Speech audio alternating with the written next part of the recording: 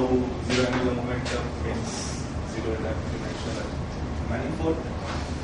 And I gave the answer yesterday, but because the thing is very general, let me just go through in 5 minutes. So essentially, this is nothing new. This is Newton's word. So if you have a Lagrangian like this with some phi fields and some fermions, these are the supersymmetric transformations. And you can write the generators, the Q and Q star, these are the supersymmetric generators as some side term of the and some momentum. These are the derivative. And this satisfies this relation Q star is roughly GPP. And this GPP is nothing but the Laplacian.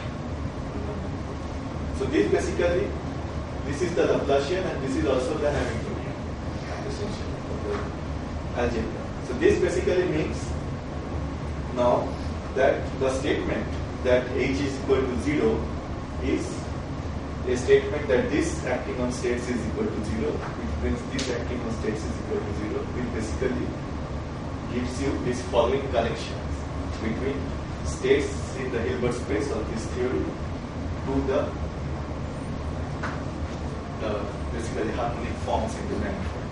So the connection essentially is quite trivial in some sense that if there is no psi here, this basically is 0 forms. If there is a psi, it is 1 form. If there is a 2 psi, it is 2 forms. So because psi's are anti-commutating, these are the facial structure of the Hodge operator inbuilt in these psi's. So you do not have to do anything by that. So basically you act this thing on this. If it is 0, this basically means you can map the whole thing to the harmonic form. Because these psi's are essentially, so what this means is that the Hilbert space is now the set of all forms that you have on the manifold. These Q's are the D's, these Q star are the D characters. So this H is D delta D, which basically is what we mean by a harmonic form. This is the Laplacian.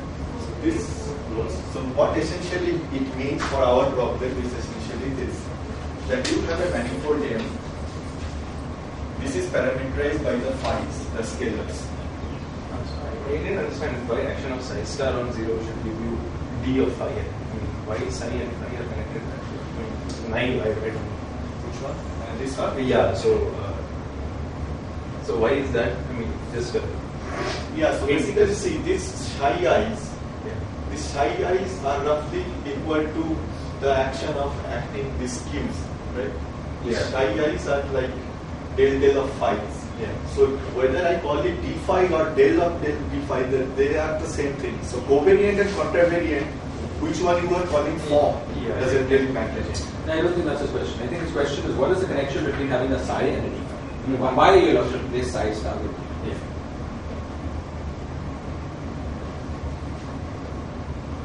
He's saying on the left hand side you have some quantum mechanics, you have psi I star. Correct. Right. But why are you? What does a double arrow mean?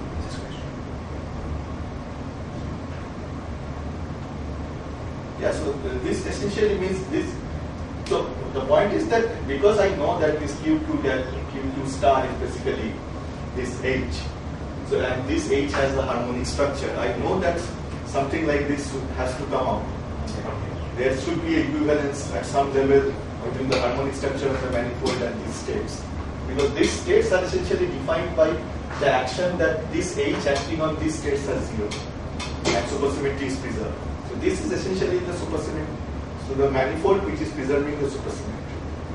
See, I mean, it's a little like in quantum mechanics when you've got some abstract operators like P and Q. You've got P commutator Q is IH. And then you say, well, there's an implementation of this algebra. There's a representation. So it's represented. Okay. Oh, that is the representation. So now you've got all these operators psi I. Okay? And the claim is that their algebra, the algebra of psi i's and psi i's with phi, is exactly implemented by this correspondence. By the differential operator. Yeah, you see, firstly, the indices are matching. Because psi i's are vector indices. Yeah. On the manifold, same with the phi I. Up to So some. basically here, as I mentioned, these phi i's are essentially tangents on this manifold. Then the next thing is that psi is anti-commutative. The Cancel with these guys. Yeah. Okay. And then so you can always make such a map. It obeys the algebra, but the interesting thing is that now the operator psi, something like psi p, has an interesting realization on the other side. It's just the operator d. Yeah. So under this map, which faithfully preserves the algebra, there's a representation of Psi A acting on 0 as psi I times p. Psi A. Because that's a derivative, that's what p does, and it increases the. So now to the question that why this happens, how zero angular momentum basically means zero dimensional manifold. So the answer is, so this is the phi which basically maps the manifold for you, and on top of that the tangents are the psi. So because we have n equal to 1 theory, we have two sets of psi's, one psi star and another psi's. So these psi's essentially will be in the representations of a SU2 group. Just because these are fermions, right? They have to be in some representation. And the number of psi's that you are putting here, that basically means whether it will be half or 1 or 3 by 2 or say 2, depending on how many psi's we get.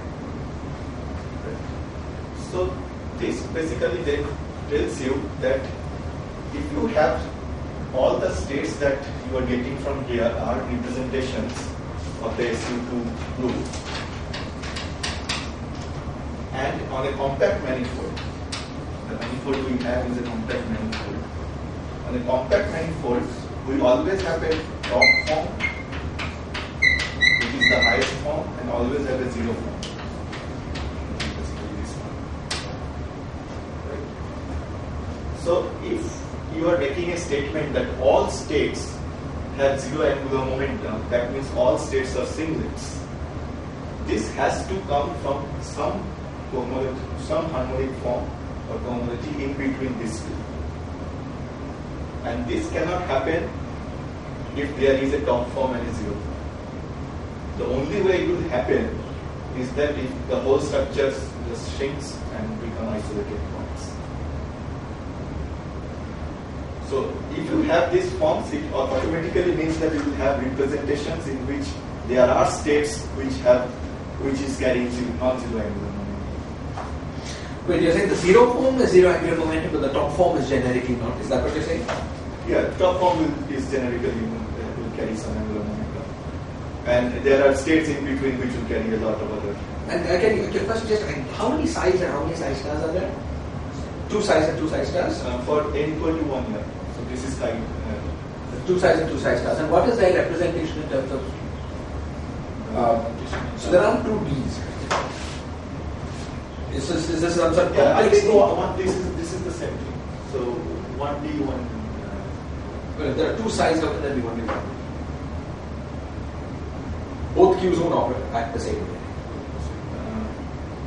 So the representations will be like psi star will carry half and psi will carry minus half. Right, but you've got two Q operators, right? Psi 1 D, psi 1. Oh no, I'm saying this wrong? I think this is correct. How many supersymmetries do you have? N equal to 1. So four supersymmetries. So you are saying two sets of. So, but you've given us. This is a sample thing. So this is just from the which is good. Yeah, so, and I think what you're talking about is something with quantum mechanics of two supersymmetries. Yeah, I think so. But this, I think, will generalize. Right? This generalizes, and I think what we get is complex cohomology. Yeah, complex one. We have a del operator, because all del bar operator, this and whole del thing star. is on complex space. So all the phi's are complex, all the psi's are. Yeah, and can I understand what this SU2 is in the manner, in this complex, on this can I? The question partly we had was what is this SU2 geometrically?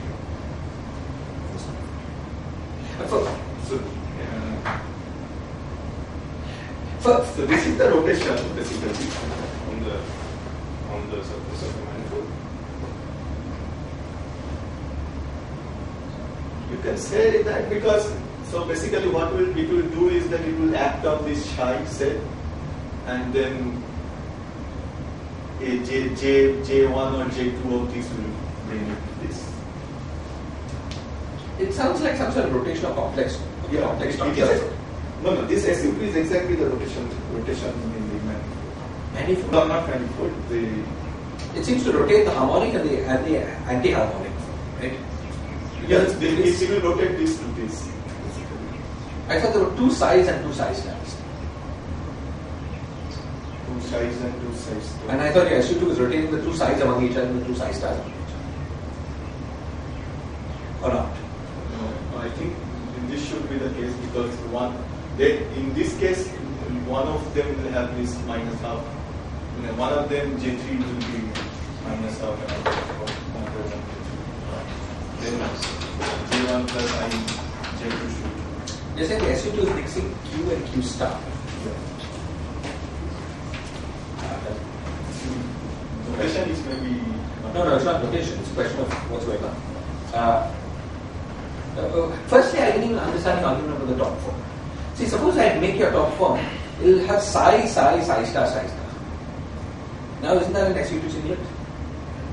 Because it's completely antisymmetrical. No. So basically, no. So psi star, that would be the top form. Okay, good. If you just saturate it with psi star. How many psi stars do you have?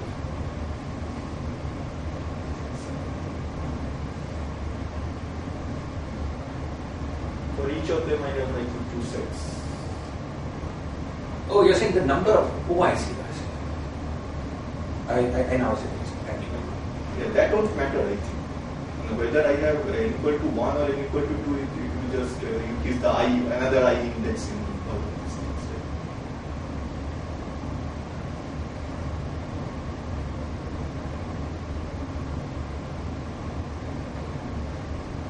The point I think here is that you are claiming that there is no state which carry any angular momentum.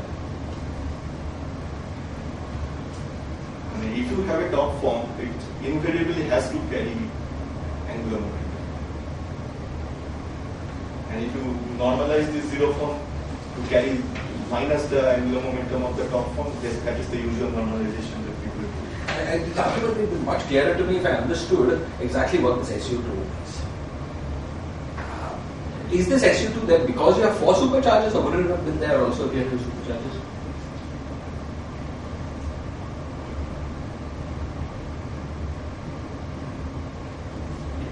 Whether it will be there, it has 2 supercharges. Can I think this way? That suppose I take an n equals 1 theory and I dimensionally reduce them to quantum mechanics. That is what exactly we are doing. Okay. Then the original the original symmetry, which was SO4, the original Lorentz symmetry, which was SO4, that will break in SU2. that has an SO3 part, Which is this. SU2 basically. which is so is that the SU2? That is the SU2. I see. Now let's remember what representation the Q's were in of original SO4. So original SO4, they were in representation. The Q's were in 0 half or half 0, and the Q bars were in 0 half. Yeah, that SU2 I think will connect to one of the SO4 can be broken in SU2 plus SU2. So that one Yeah. of the SU2. So suppose that we have an SO3, which is like the diagonal of these. Then each of the Q's will be in the half representation of this SO3, and each of the Q bars will be. The Q's and Q bars will not mix with each other.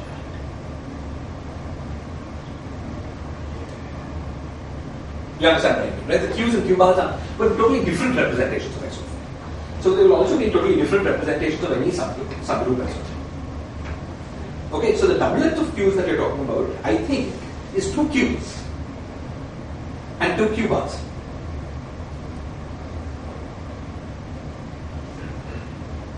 So this is like Q psi is roughly psi alpha and Q psi dot is basically this is something, I think this is what I'm using. Fine, and excellent, excellent. So can I, the first guy was what was a Q in N equals 1? And the second guy was a Q bar in N equals 1? Yeah, this is the tidal and tidal. And this this is the SU2 doublet. Yeah, this is Alpha and alpha dot are SU2 doublet in this is? Yeah. Okay, excellent. Now tell me again, now how are you going to get your top form? Are you going to put both components of the psi bar, for instance? I think I will put. So there will be a diagonal SU2, I think, which will. Right, let's say that is a diagonal SU2. And this will basically be the creation operator. Yeah. So, but when you put both psi, what do you do with the alpha? You put both 1 and 2? Oh, these are factors. Yes. If you put both 1 and 2, you get a singlet. You don't get a. It's just spin half times spin half, anti-symmetrized, which you spin Z. Yeah, so I think it will be something like psi 1. Yeah, Top form must be cannot put be, it. it cannot come as psi 1 psi 2. This cannot. But why not? Why isn't that the top form? Because there are. We can talk about this later. Actually. Yeah. Some index are very messed up. But yeah, essentially the spirit is this. No, but I'm not sure I believe this answer. Okay. This answer sounds suspicious. So which ones are the raising? You're constructing a short multiplet. You're Yes, I think using I only this one as you're a using raising. only the Q alpha dot as the This is the raising. as the raising operator. This size. And your argument is that you can never find any. The argument is that if you want non-zero angular, completely zero angular momentum for all the states, then because How will you plot? in a compact manifold, you have to have a top form and a zero form. So this will carry representations. This will carry J3 charges. Suppose alpha dot goes over two indices. I mean, like, so alpha dots are like the 0, half, and that alpha is like half, 0. So suppose you take the 0, half guys and take 2 of them. So you reach the top. And that's a singlet. So you're saying 0, half. So alpha dot goes over, let's say, 2 values. Is that right? Yeah, 1 and 2. Yeah, and then so you take Q1 dot, so psi 1 dot, psi 2 dot. This object would be singlet. Psi 1 dot, psi 2 dot. So this is basically a Yes. So is that compatible with what you were saying? Or, is this the issue? Yeah, I think this issue is this.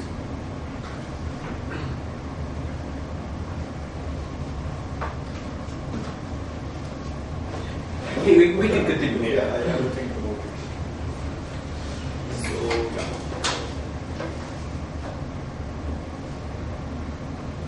So next phase. We should put up this.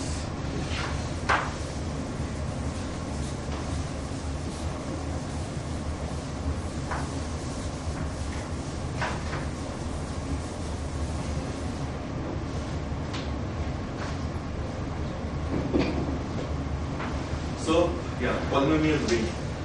So essentially, polynomial ring is on these coordinates x1 to xn are essentially all polynomials that you can write down. And they naturally form a ring structure. And this x1 to xn will be called the generators of this ring. So an ideal essentially is a subset of this polynomial ring. And it is generated by, say, this E1 to Ek. What it means to be generated is that. So just to remind me, so the ring was a vector space with multiplication. That's what it's called. Okay, for us it is it is only with the multiplication and a plus. Both are yes, so it's vector space with multiplication. Yeah.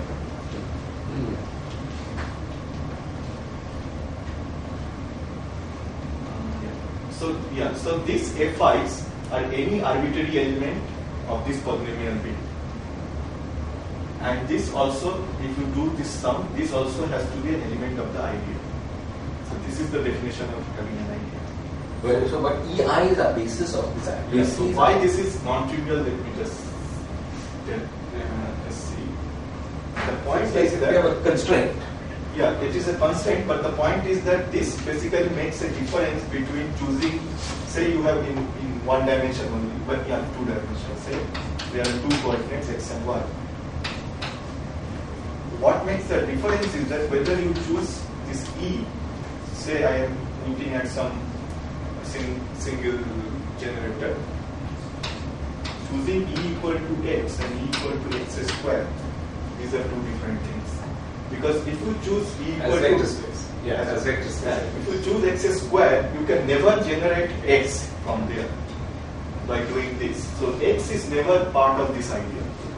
So this is where it basically differs.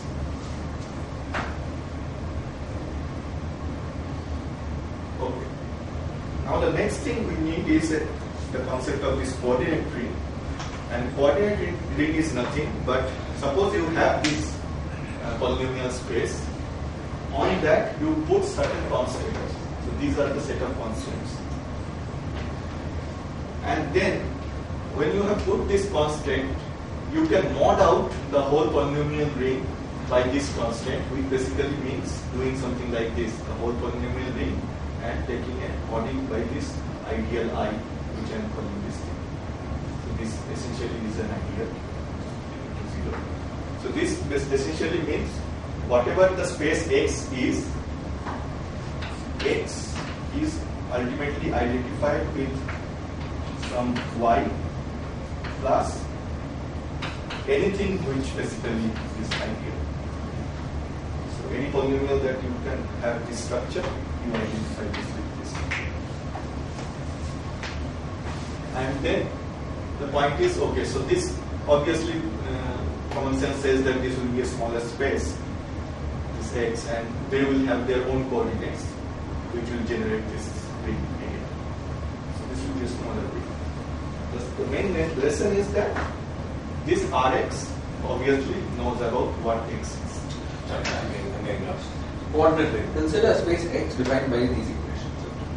The ring formed by polynomials living on X. What does that mean? So you can add the polynomials and you can multiply the polynomials. And What they are X defined by equations. What does that mean? Consider the space X defined by equations. Then are you mean you're taking products of these equations? No. Suppose you have some f, some polynomial f, and you multiply this by p1. This is basically modulo. This is same as making it same. Okay, where f is x. Yeah. Okay. So we've got these equations which are to be 0, fine. And then the ring formed by polynomials living on X is called coordinate ring of X. So for a simple example, sir. So instead of all polynomials, modulo y, z. z. You have 3 coordinates. You take z equal to 0. That's the right. remaining thing is generated by x and y. So the set of all polynomials where polynomials that are equal up to equations of motion are identical. Yeah. That's it.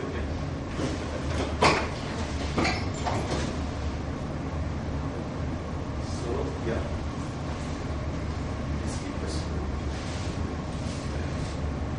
So what is the strategy to formulate our problem in terms of these things? So the point is to, as always in supersymmetric theories, the basic thing to level the manifold is gauge invariant objects that you can create. So you have this gauge invariant. Suppose you have found out some gauge invariant objects, and then you have these F equations which are like the constant equations. So you have already seen that there is a structure here, and you just have to match it with the definitions now. So the coordinate ring essentially means the ring of invariants, the whole ring of invariants that you. So you can write down a lot of invariant, gauge invariant operators, so to say, and this coordinate ring will have them all. Then the coordinates that we are calling, they are the generators of this ring of invariants. And the F term are essentially these generators of this ideal of the ring. So the thing by which we are doing the modulo. So everything will be, so you have to satisfy the F equations, right? All the F equations are like F equations equal to 0. So this is like the structure that you, this is basically this structure, right? So this is this structure. Can you make precise what exactly an ideal is? Ideal is? Yeah, so basically, suppose you have some generators, some set of generators, say x, xy, some xyz, or the normally the say for the simplest case the coordinates xyz, they are itself generators. Now you just try to construct everything that is possible you can possibly construct with this fi being any arbitrary element of the polynomial. So f can be some xs cube plus xy plus z to the power 90. Okay, f but yes, f are any polynomials. The only thing is that everything that you can do, if it is possible to write it this way, it has to be put inside the ideal. The ideal is all polynomials that are 0 because of equations. Yeah. So for example, if the f term is a sum of squares, okay, then you put each of these square guys equal to 0. That's like your E1, E2, EK. So, right? Is that a good example? And then if you've got something that's 0 by equation of motion, you multiply by anything, it continues to be 0. Yeah, so multiplication is This is this by anything. Yeah, anything. This is 0 roughly. So this is multiply it by anything.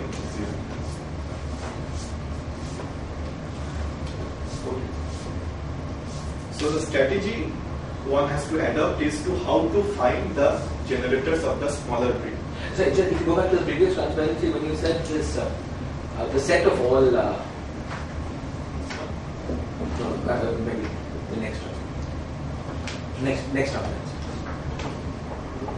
Yeah, the coordinate ring is the ring of invariance. Here, are you taking trace relations into account? You are saying the CGs? Yeah. I will come to that. But that is the main problem, you know, to take them into account. Okay, so the problem with this approach is that it is not at all easy to find out what is the smaller set of generators for the ring. But why do you look for, to coordinatize this coordinate ring, like if you do cosets, you could have a coset representative, right? So it's like this equivalence relation x is equal to y plus blah blah. So it defines a fiber. So I can pick just a point instead of. So you're looking for some coordinate which represents a fiber in one shot. So this basically should be the fiber. This is the fiber, right? That's right. Now I just choose that coefficient of I there to be something specific, and again I gauge fix. That is also some way of coordinatizing the quotient, right? So as people do in quotient. What do you think? Maybe well, you're looking for gauge invariant. That's you're looking for gauge invariant coordinates. Okay, maybe let me just proceed one. Take up too much time.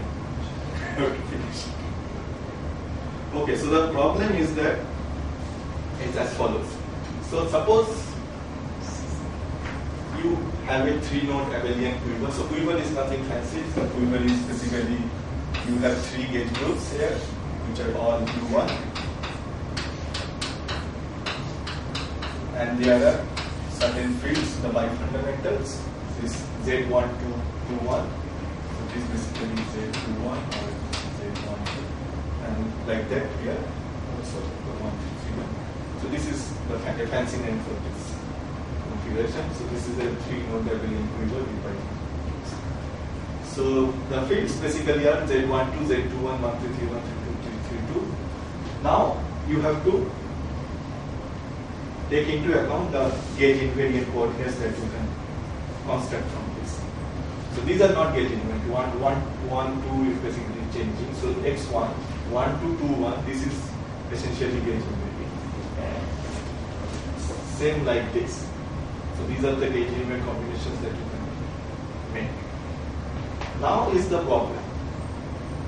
Once you make this, you soon realize from the inner structure of this x1, x2, x3, x4, and x5 that there is an inherent relation between them that won't be apparent if you have just started with x1, x2, x3, x4, x5 and didn't know the inner structure as how it is built. So this is what people call CGPs. So it is a general term which basically means any relations between independent, so-called independent coordinates. And then you will create a coordinate ring as the whole ring, polynomial ring created by this modulo the relation that it satisfies. And this is not really easy. This is easy here because you have 5 things. So now in our problems we have 60, 70 variables. It is not at all easy to list down all the CGPs. This will miss some.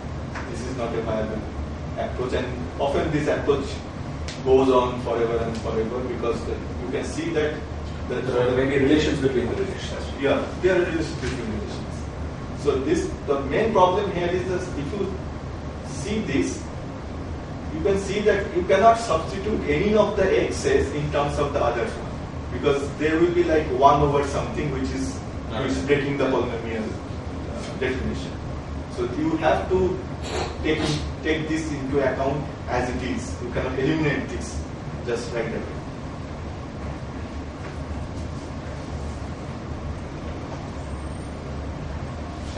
So you have to figure out some other way to do this. So in the full non-abelian case, what you should do is essentially write down some of the invariants that comes to your mind. There are some of the invariants that you can just write down blindly. This should be the invariants. The thing is that now you have to check for the other invariants. So the first case that can happen is that the new invariant that you are looking now is genuinely independent of all the other invariants that you have just wrote down in 5-10 seconds. And then the second case is this, that the new invariant is dependent on the previous one, but not polynomial. And this is exactly what happened earlier. That this was the CCD. And then we have to add a new coordinate as well as a new relation between all the other coordinates. So this is the way you have to proceed. And in general, you never know whether this will end or not. A classic example of this is to take gauge invariants, UN invariants of 2 matrices, AN. Total number of singlets you can write down is infinite because you write A to the M, B to the N, blah, blah. You can write, keep going and take the trace. Of course, the total number of degrees of freedom has to be is n squared. Number of eigenvalues. Well, you can't simultaneously diagonalize them, so it's not number of eigenvalues. Then it's relative. Yeah. It's about n squared. So you can't go on forever, so there's relations. But this is not a situation where you can write down a basis. It's not like there are n squared different invariants in terms of which you can write down polynomials of these and you can generate everything. So it's one of these situations. And as far as I know, at least when I last looked at the problem, when I last asked mathematicians the problem, well, the problem was a very murky situation. You do not think so. Of course, SU2 you can. SU3 is important. SU2 you can do because it's dot product of vectors. It's SU2. Because SU2 if you take A and B, K trace AB, Oh, just think of it as SO3 vectors. You can convert problem of fundamental to other matrices. That's very easy. So, okay, so about the new strategy. So new strategy is as follows. So you, to begin with, you forget about creating gauge invariant coordinates. So you basically start with the building blocks, the Z12, Z21s. Start with that and create a polynomial ring out of those basic variables. They are not gauge invariant. Now you impose the F-term equations. We have the F-term equation in terms of those variables. You impose those F-term equations as an ideal on that ring, and basically you can take the quotient of this ring. Now is the fun part. Now you have to somehow extract the gauge invariant information out of this quotient ring, as you said. You have to just extract the gauge invariant part. So it will have everything. But there is a way to just extract what you need. So the tool basically here is to use what is called a Hilbert series. I will just explain it. And the computation tool is all these packages plus some other algorithms that. Is that package really Mathematica or No. These are mathematicians use them. Special packages for each of these things. Mathematica ordinarily fails after some time in higher maths.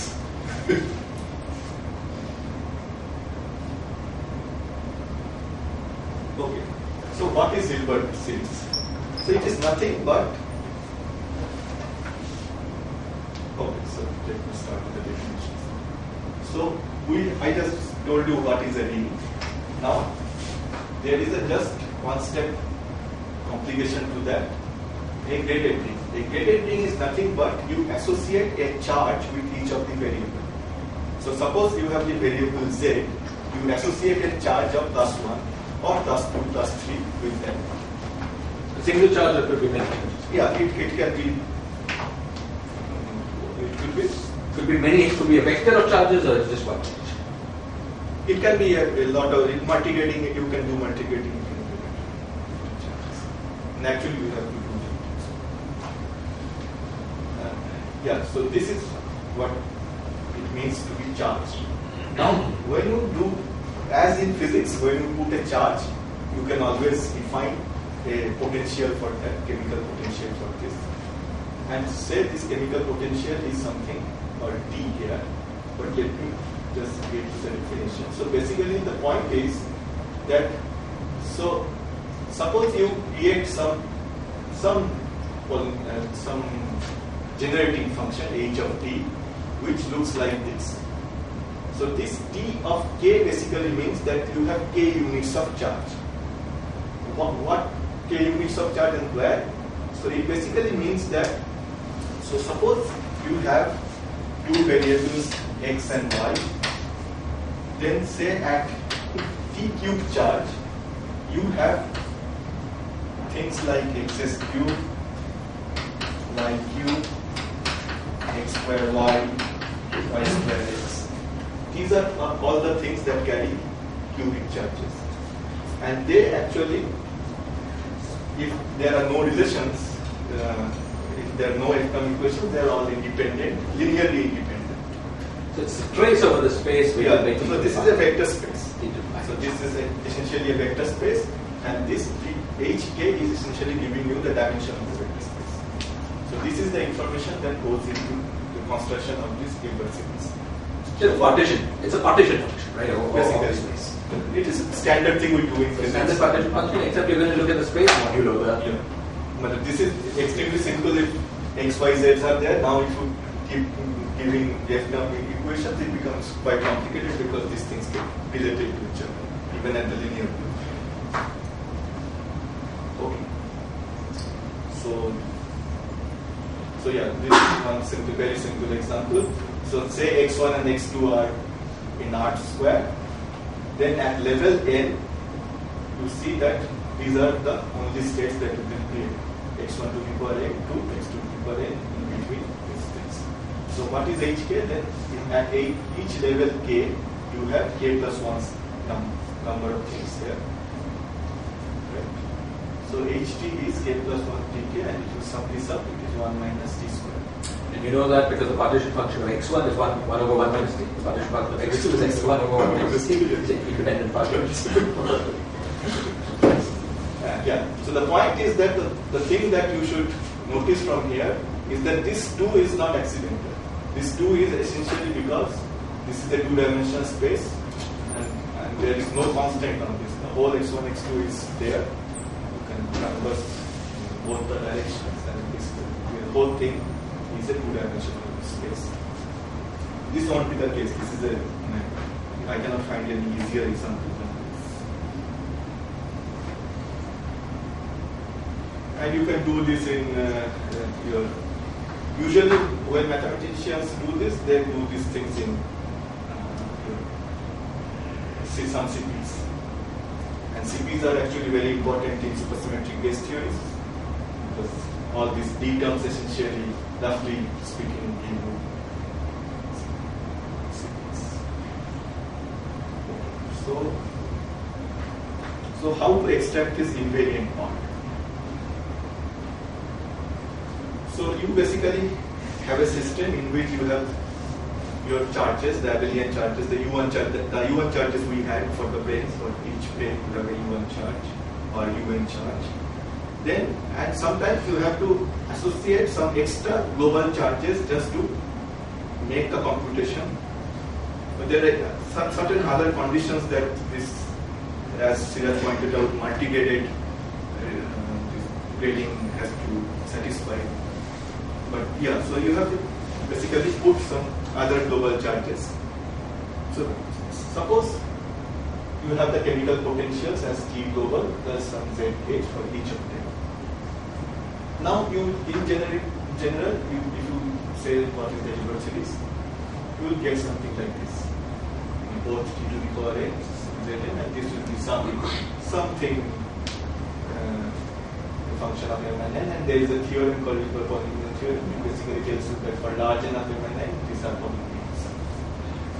And you've taken into account, in computing this, you've taken into account your equations of motion. I have not taken, yeah, in computing this, it is general statement, but I am going to show you how to take it. So the thing that you want to do is to take into account the of course.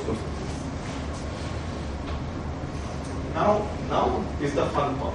So we wanted to extract the gauge invariant part. So this z to the power n essentially tells you that you have n units of gauge charge sitting there. So you just have to pick out the n equal to 0 term. So n equal to 0 term here will be some polynomial of, maybe not polynomial, it can have denominators also, but it will be something in some function of t's. And once you get this function of t's, you are basically done. From there, if you series expand that thing, for each t, you will get how many different number of independent terms are there. And there are theorems which basically tells you in zero dimension that number of such independent terms that are there are essentially the number of solutions. Zero dimensional system. So one very simple example is basically this. So suppose you have a Zn plus some Zn minus 1 as a constant in Z. So what are the independent things that you can write down? This Z is not that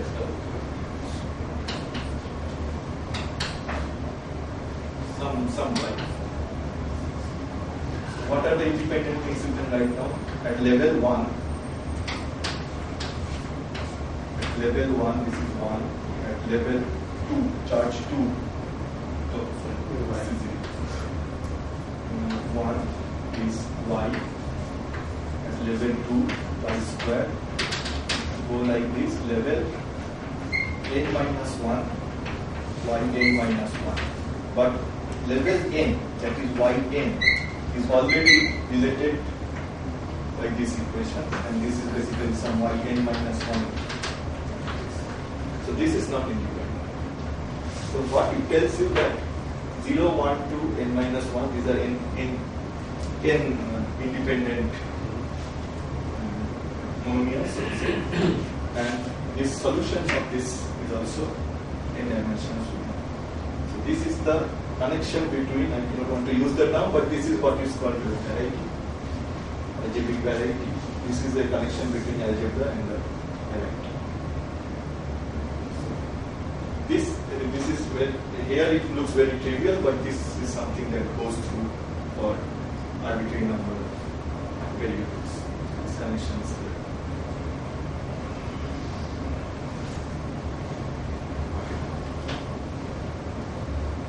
Okay, so yeah, and for a non-abelian case, you replace that by some sort of character of B. You know.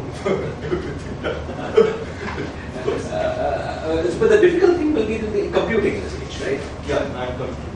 So here instead of the partition function will be 1 minus t to the power n divided by 1 minus t. That's where we have the additional, because I know how to compute this.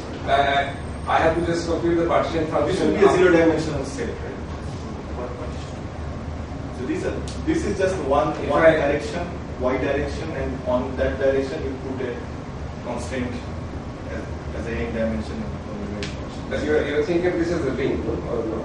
Yeah, but I'm taking a very trivial example. So this is like you have a ring generated by only one coordinate one, and on that you put this ideal. So you know that this will give you just n solutions. So the connection is that those number that this gives you the n solutions is essentially connected to the number of independent monomials that you can generate from this. That's what I mean. So it will be 1 plus t squared. Yeah, so this will be like 1 plus t plus t squared to t to the power n. Yeah, so it's 1. This is the inverse. Yeah, so that is equal to 1 minus t to the power n divided by 1 minus t. Oh, okay, yes. Sorry. Okay, yeah. So that t to the power n is the additional thing because of the constraint. Otherwise, you will have had the usual partition function 1 over 1 minus t. Yeah. So now it has a thing. It is the partition function of a finite number. Usually these things come as a numerator divided by a denominator which is some number. Yes. Yes. Usually. Yes. And if suppose it turns out that this is not, so if you say begin with a d-dimensional space and it turns out that ultimately it should not be d-dimensional, Then you divide by something. And that this will become less. Yeah. Exactly like this. The thing that you said that there will be terms in the numerator which exactly will cancel out this extra 1 minus t factors.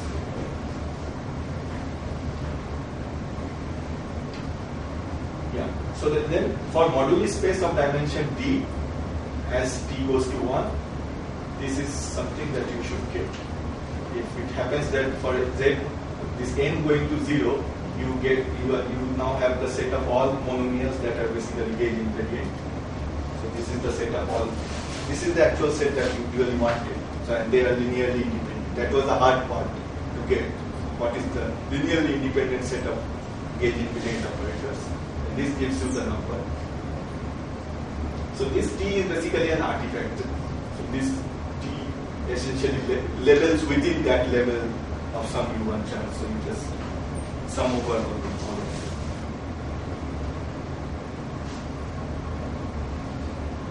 And for zero-dimensional varieties, this is essentially much more trivial. So there is no d. There is some polynomial in A for t. And just you put t equal to 1, you get the number.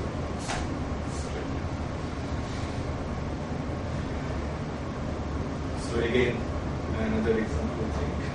So this is more trivial. So 1 to 2, 1. There is only one coordinate, x. 1 to 2, 1. Implement a term equation like 1 to 2, 1, 1 and 1 to 2, 1 is minus 1. And so it should contain 2 points in the background space. Right? So this is basically x. So this is x minus 1, x plus 1. These are two solutions, 1 plus minus 1. So the way you do it is to define this graded ring, Z1 to 2, 1. So this is the actual charge that you have, the U1 charge. So one is 1 and another is minus 1. This is a fictitious charge, bookkeeping charge that you have introduced. This is basically what is leveling the T's. And then you basically The ideal is defined by this, and then you divide this quotient and you put the whole thing in, say, computer algebra system. Then computer algebra system should, and it obviously for very large thing it cannot do it, but for simple examples it should calculate the Hilbert series, and it will give you an answer. From here you just expand in z's, and then you get 1 plus t square. You should see that this is 1, and there is 1 here. So 1 plus 1, 2. So, and is it possible to explain how you get, what is the systematic way of getting this? It looks a little bit like what you've done. No, I'm not. There were two relations. Right? So the systematics, I think, okay, frankly, I also do not understand the full integrity of the algorithms, but the point is here, there is something called a Grobner basis. So given these relations, given these f-term relations, there is a much better relations that you can write down starting from here. Given that you write down what is called these Grobner basis relations, so basically what is important here? What is important here is the first terms. So the highest degrees are always the important things to keep in mind, because these are the things that get replaced by the lower degrees. So Grobner basis is a way which ensures that you have a basis in which the highest degrees are exactly what you want. And there are algorithms to do that. But maybe at the last I will give you an example how Grobner basis and normal basis is different. Yeah. In this case, the full, without the relations, the full space of gauge invariance is Z12, Z21 to the power n. Is that right? Without the gauge invariance? Without the relations, without your f terms. I suppose I want gauge invariance. So you can write down everything, right? So Z12 times Z21, let me call that x, as you did. 1 plus, yeah. So x 1, x square, x cube, and so on. And basically your relation is saying that anything involving an x square should get replaced. X square or higher can be thrown away. Yeah. So it's just 1 and x. This kind of reasoning you can do for these smaller cases. Right. But if you have x, y, z, right, omega w, then it becomes very one dimension difficult. and 2 dimensional. Right?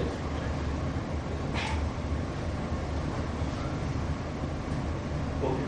So this goes, yeah.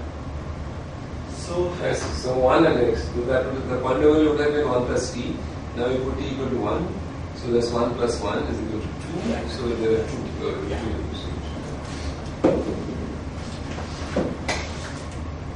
yeah. So as I mentioned, to extract the gauge part, you can also basically do a control integral. It's because you want to extract the zero part. So usually what we found is that the form is a extremely large numerator divided by a tractable denominator. This is not bad in the sense that this is the denominator is the part which basically you have to will come in this contour integral, and whatever be the numerator, you just, for our case, you will just put t equal to 1, because you know that in our case it should be a zero-dimensional system. So ultimately there is no. So this is how you do this. And yeah, for the abelian case, these are the charges. So as Siraj mentioned, you have now have to do multivariate. So there are 3 different U1 fields, and there is a bookkeeping U1R. The last one is U1 3 1, not 3 4. 1, 2, 2, 3. No, 3 1 can be written in terms of U1, and so these are like difference. So this I thought you had a thing like this. Oh, sorry. no, I changed. This is not the picture. Oh, that's not. So, okay, this is the picture basically because the gauge fields that basically interact are differences of gauge fields. So A1 minus A2 will interact with the system. So that is why this if 1, 2, U1, 2 is taken, U2, 2, 3 is taken. The difference between this is 3, 1. So that is not independent. So of the 4 U1s, all the fields are charged under 1. Which is like another way of saying is that, as I mentioned earlier, there is an overall U1 that is carried out by this overall. And all your fields are neutral under that overall. Yeah, right. So you could yeah. So for our system, the abelian case, so if you put these numbers, it is T0, T1, T2, and T3 for this. So this turns out to be 11 page long numerator and reasonably simple denominator. You do the contrary integral here, you again essentially get 12. Now, the non-abelian case. As Cyril already gave away the answer. So in the non-abelian case, what you have to do is essentially the same thing. The global charge is P and then there is gate charge. Now it may seem that in a non-abelian case, you are just using the abelian part of the non-abelian. Because if you are characterizing this by some charges, these are the basically what you call this. Katans, yeah. Katans subalgebra of the gauge group. So you will ask that what happens, how can you just take the Katan part and get the answer for the full? The answer is as follows. So because this T, this global charge T is commuting with this gauge charge, what it means is that whatever you will get in HTZ, they should come as representations. For each Tn, this should come as representation. It need not be a reducible, even irreducible representation. It can be any representation. And this will be basically the character. Because if you remember, the character is something like z to the power. So z basically, if you replace by e to the power something, that is exactly the character. And the charges that you have in the character essentially are the Katan charges. So this is exactly the character. And now it is easy. So you know that this will happen. So the whole group is represented. And now you just have to figure out the z to the power 0 part. And you just use this normalization of this Katan. Guys, characters, and for you it is chi 0. So for you it is the singlet part that you are interested in. So basically you have to do this integral with the measure. So this M is the label of the representation. Now this M is label of the bookkeeping T. But this chi, you have to give it a level, right? For M, for different M's, this chi has to have a level just to keep track of which chi it is. But these chi's are some representations of the full non-abelian group that we have.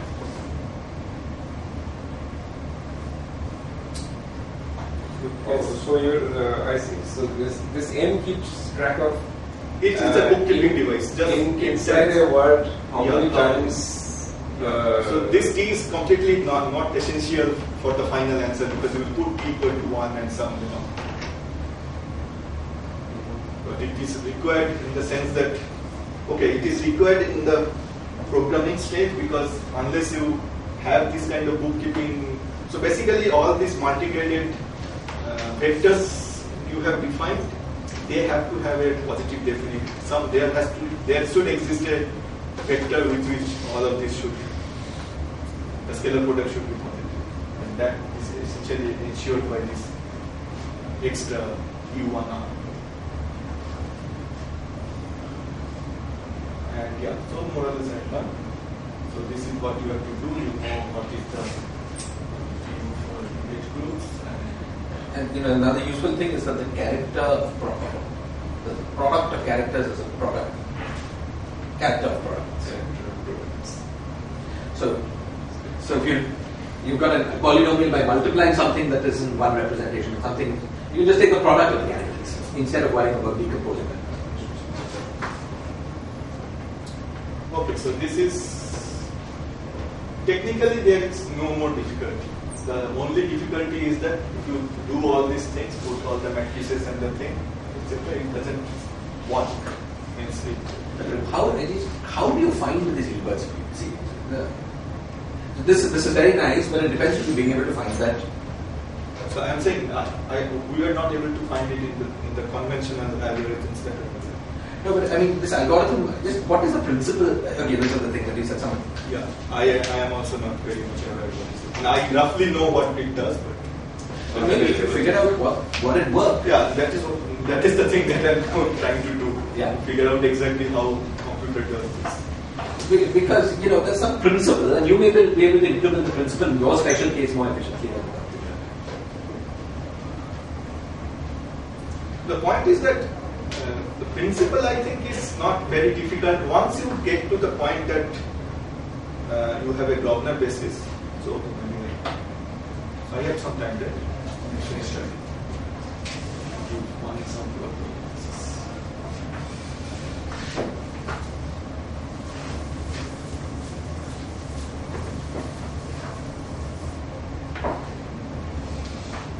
Okay, so this example is I just constructed this morning.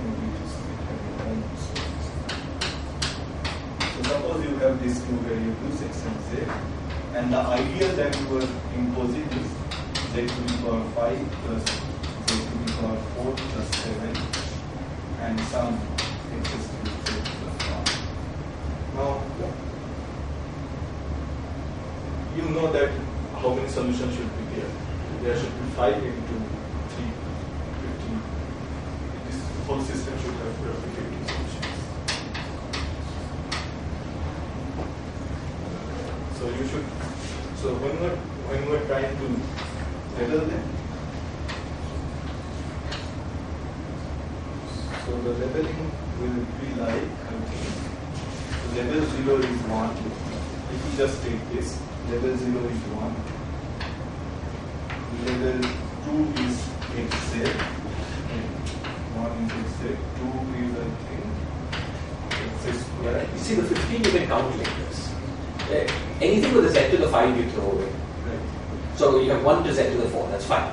And then anything with an x cube times a z you throw away. So you have, but what about? I think this was not coming from there. That is why you need the Grosvenor basis. You do the counting exactly like you said. But we should be able to do the counting this way, right? Yeah, actually, just. Oh, I see. So x cube. So the point is this. So the point is that x and x cube. Sorry. Yeah, so take the first things. These are the things that are important. So you have to see whether any of the things that I am writing here is divisible by this or this. If they are, then you can replace this by this minus some other things with lower degree of polynomials. They are all dependent from this set. What I'm not understanding is why any pure polynomial of x is not. Why isn't it infinite?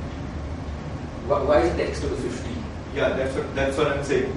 You realize that when you go to the Grosvenor basis that there is the actual set is this plus there you have to add x to the power 6 part. That will fix what is and that is the exact problem. That what happens to x6, x7, x8, because you cannot replace them by all of them. This because you have this z, you cannot replace any single x to the power anything for higher and higher thing, higher levels. You cannot replace by any of this. But I thought the rules were that any polynomial that was independent up to these things is independent.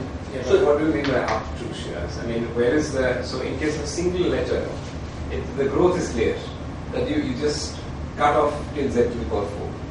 Now there's z and x. Which way are the things growing? I mean, where clearly, as you said, the axis in the x direction is unbounded. So it's not clear where you will stop your counting, right? I mean, I thought I was supposed to count all polynomials up to relations, up to these relations. Two polynomials are the same if they differ by multiple of these relations. Yeah, so the point. Agree. But So x to the 25 and x to the 26 are just inequivalent by that. Agree. So I should get an infinite number. That I think you're agreeing with. No, I thought you're not agreeing with that? you will not get an infinite number of solutions. This way of looking will it will suggest that you should get an infinite number of solutions. This is the wrong way. Oh, That's what I'm saying. So this way of looking at it, as I just mentioned, x to the power anything you can replace by any of these. So you should just grow to infinity. but it's not true. This is not true. How?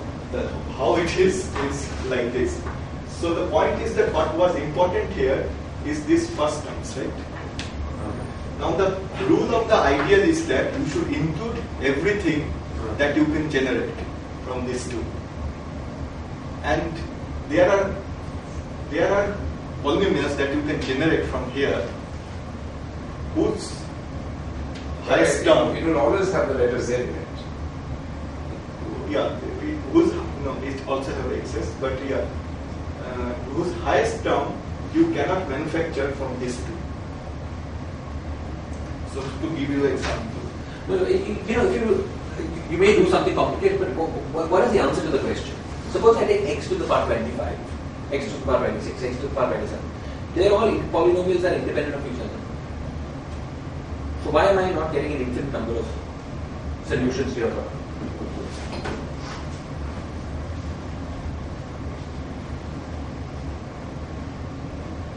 Their difference is not a multiple of this. Right. So how exactly are you defining the independence? You are defining the independence in terms of these given ideals, right? Right. So I thought your rule was that two polynomials are independent if they cannot be, if the difference is not. So the point is that whether this set, the given set, so see, this basis is nothing written in stone. So this is something. So any polynomial you take, you multiply with any of these things. That is also part of this. Yes. So who told you that this is the basis that you choose? Choose any basis you want. But how will it change? Okay. No, the definition of basis is what is important. So this is the generating set. From here you should go to a basis. Okay, but how do you generate a pure power of x by multiplying these two elements, however many times or whatever, a pure power of x, right? So, I mean, it would seem that the quotient would include the polynomial ring of x. So let me just, so that's what I'm saying. Just let me finish. Okay. So just say from these two, let's see what other polynomials you can manufacture. Yes. One of them would be correctly.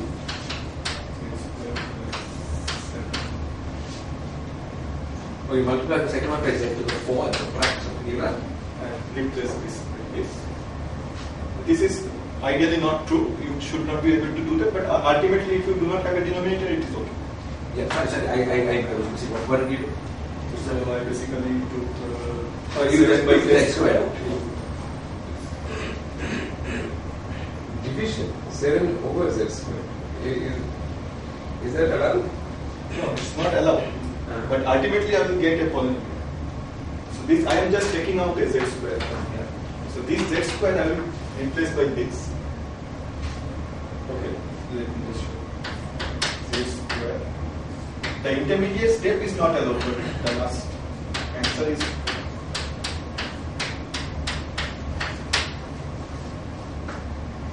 Okay. So you replace this 1 by z square by this. So this is the polynomial that you can generate from here if you forget the z square.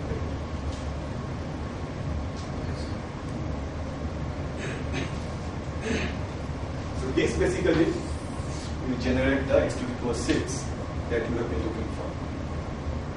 And as you mentioned, this can never be generated just by these two. This is why this has to be included. And this is a part of the polynomial set that you have in the idea. I suppose I'm not clear what the rules are. I thought the rules for your game were that anything that two things that were differ only by these polynomials. Yeah, so the point is on top of this, if I add. No, you can add, but what is the original rule? saying this is somehow compatible with the other. Yeah. There are other changes, but yeah, you need basically three things. They are mutually compatible. No, but so what was the rule? Are you saying that you haven't found all? You're saying that what this I'm saying equation is of that motion. if you give me these two, this is not the basis. Polynomial equation. This is not a standard basis. I understand. You're saying you've got equations of motion. Yeah. If you can use those to deduce new polynomial equations of motion, That you can always do because they are in the ideal set. then you should also mod out variables. I see. That's interesting. Thank you. That's very interesting.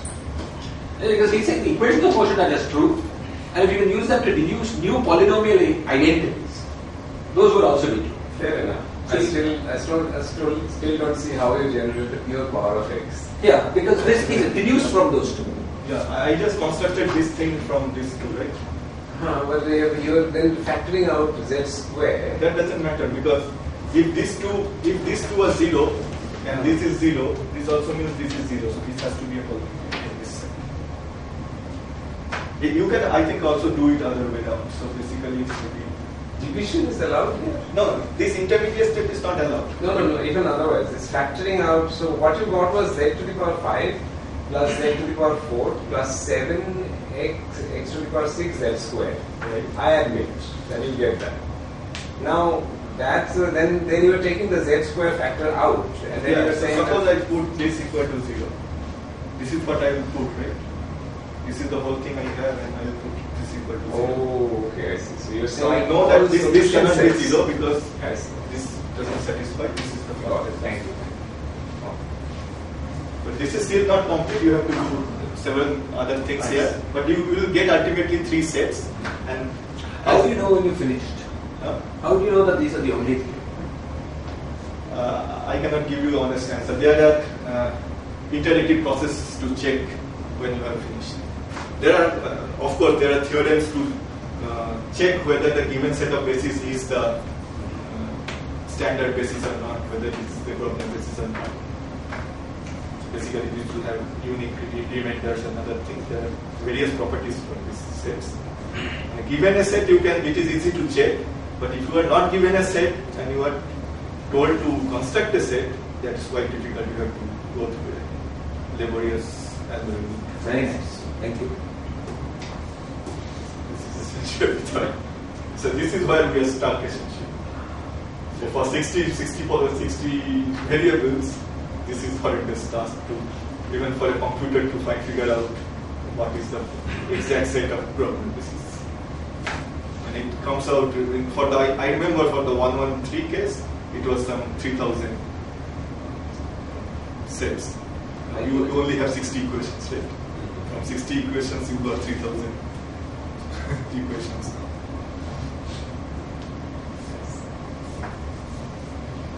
Yeah, so basically you've got some equations of motion which are polynomials, Right. and you want to see what other polynomial equations you can deduce from these. Yeah. And all of these that are inequivalent in the sense that cannot be written as one of the other equations times something else have to be added into your Right. process. So the basic logic, I think, is clear. So the point is that what is important in all this is the first terms, the maximum power terms. So all the polynomials that you can generate, their first term should be computable from whatever small set of i's you have given. And this was not happening if you just take this. This was never generated from this. So if you include this, a large class of polynomials, the first terms of them then will get generated by this and this. So the main idea of Loebner basis is this, that the first terms, the maximum power terms should itself form an ideal with themselves. So I had an embarrassing question. There are two things that seem to be giving the same answer. That is the number of solutions and the number of independent monomials. I somehow can't see in my mind why those two are the same. I have the same problem. I mean, I also I know from examples, but Yeah. I do not have a mathematical. You see, change the rule of the game here by factorization and then starting to count the set of solutions. I think you should be able to get it other ways. If you do this factorization, then you can generate any polynomial. No, not any polynomials. No, he's reduced that equation is true. I mean, suppose we think of it just in terms of equations. This cannot happen, right? This is. That's true. Then, however, he is saying that okay, I am defining this quotient chain by considering the solution set of this ideal equation. I think what he's saying is that you take the original equation, that from that deduce every polynomial equation that you can. Agreed. And quotient by. So maybe you can do something like that. So take this z thing, multiply this by x to the power 6. Something should be. This z is there. What should Suppose you take z5 out, you can generate something like x. multiply this by x. You take z6 out. The same way if you take the first equation and replace z with the second equation. Are you going to get a new polynomial equation? What will your equation? I mean, you take z5 out from the first equation, like z5, z4 plus 7. So it will be 7 by z5. So then use the second equation. You can get x to the power 15. Now, if the rule goes out, you take z6 out. Please cancel. You get x 18. Like this way, you can generate all hybrid. And you are remaining. But it might be. Let's try it. Yeah. Sorry. Let's show me. This is a good question. Okay. After you finish. Yeah. So I am saying that this iteratively you can actually get. You do not have to go through this process. You can get it. 7x. That I don't doubt. It's without doing the division. No, that's fine. But at the last stage, what you got here is the product form of this. No, I do not have to get this like this. You mean you got the z cube plus z squared plus I'm saying that, itself? okay, so start with this. Start with this, multiply by x to the power 6, the whole thing. That is allowed because I'm Sure. in the idea you are supposed to multiply by anything that you No, fancy. no. So let's see, x to the power 6, z to the power 5 plus x to the power 6, z to the power 4 plus 7, 6. You already got this thing, Good. right?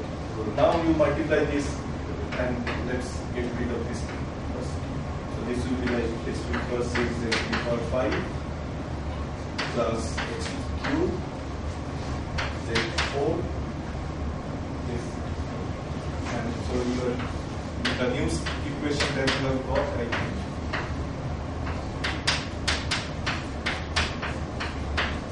Now let's see again if I can do something like this or not.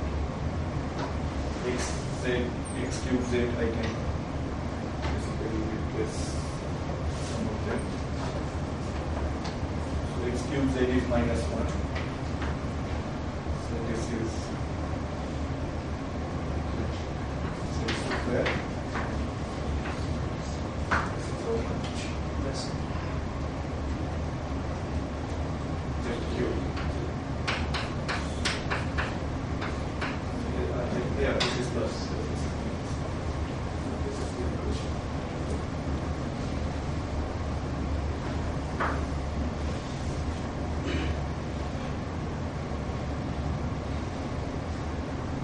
This is completely error. I can use them as many as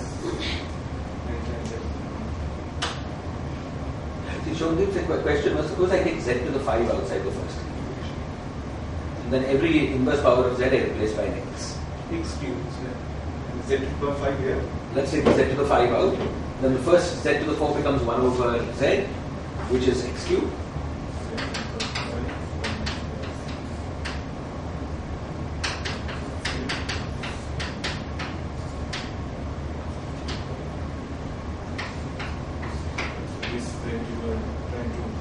Now we use that equation, right?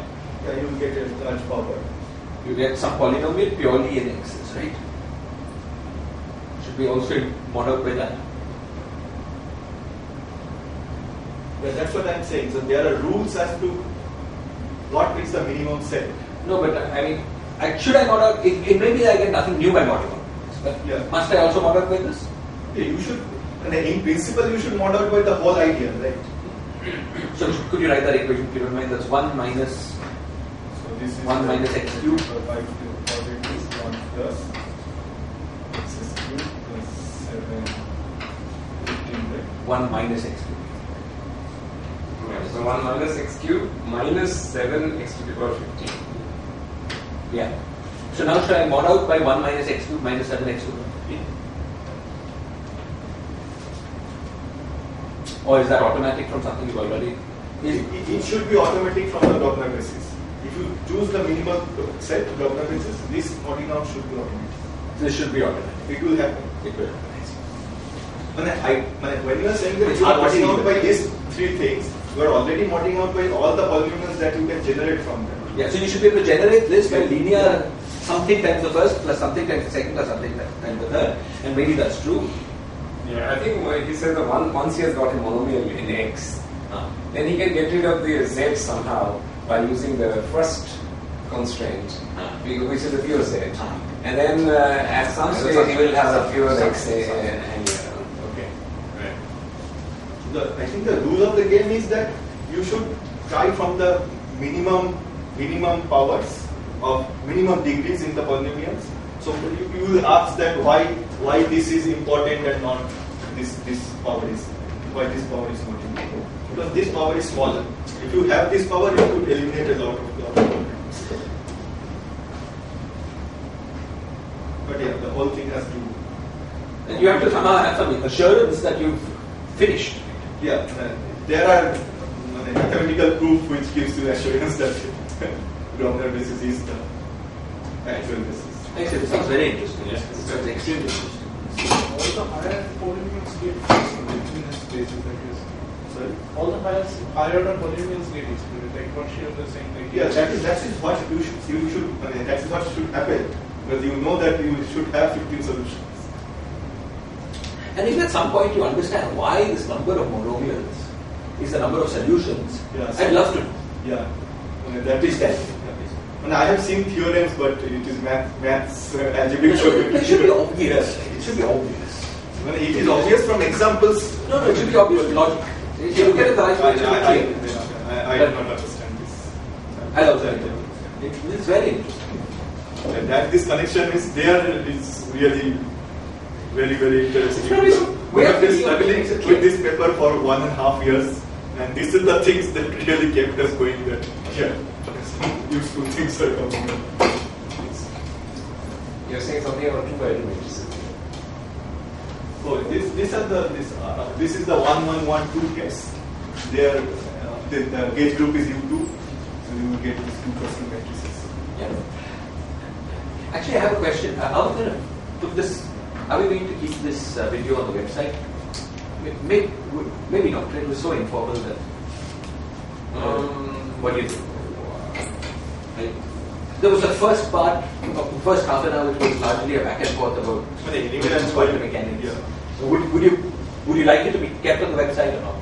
It's okay. It's okay. Fine. Then we okay.